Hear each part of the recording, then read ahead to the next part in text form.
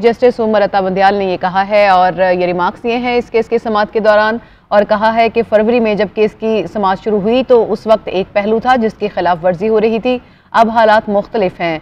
आपको बताएं कि आइन पर अमल लाजमी है, इस माहौल में आइन पर अमल दरामद कैसे कराया जाए ये भी कहा गया है चीफ जस्टिस उमर अता बंदियाल की जानिब से।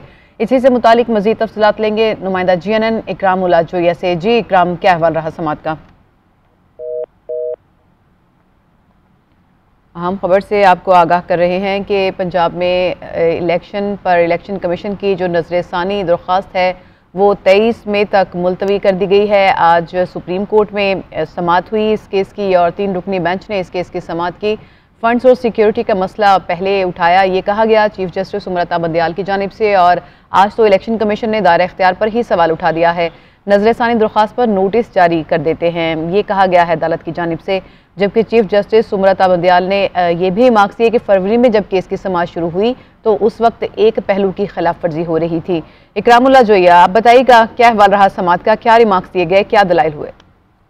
देखिए, जो आज पंजाब में इलेक्शन के हवाले से नजरसानी दरख्वास्त जो दायर की गई थी इलेक्शन कमीशन की जानिब से, उसकी समाअत हुई है। 3 रुकनी बेंच ने केस की समाअत की है, जिसमें सुप्रीम कोर्ट में इलेक्शन कमीशन की दरख्वास्त पर नोटिस जारी कर दिए गए हैं। नजरसानी का दायरा कार जो है वो महदूद होना चाहिए, वकील PTI की जानिब से ये कहा गया है।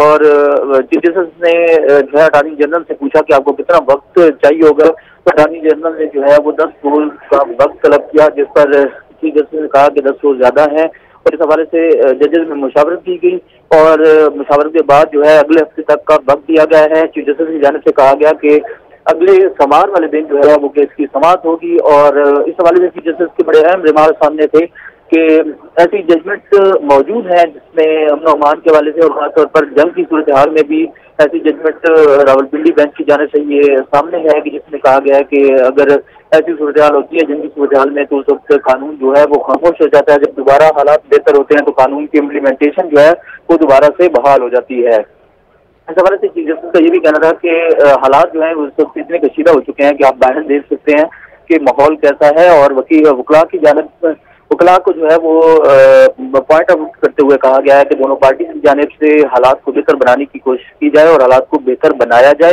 दोनों पार्टीज की जानिब से इस वक्त जो कशीदा सूरत हाल पैदा हो चुकी है, इससे मईशत को भी सबसे बड़ा नुकसान हो रहा है। चीफ जस्टिस के ये मार्क्स थे कि इस वक्त मईशत का पहिया अगर रुकता है तो मसाइल और ज्यादा बढ़ जाएंगे।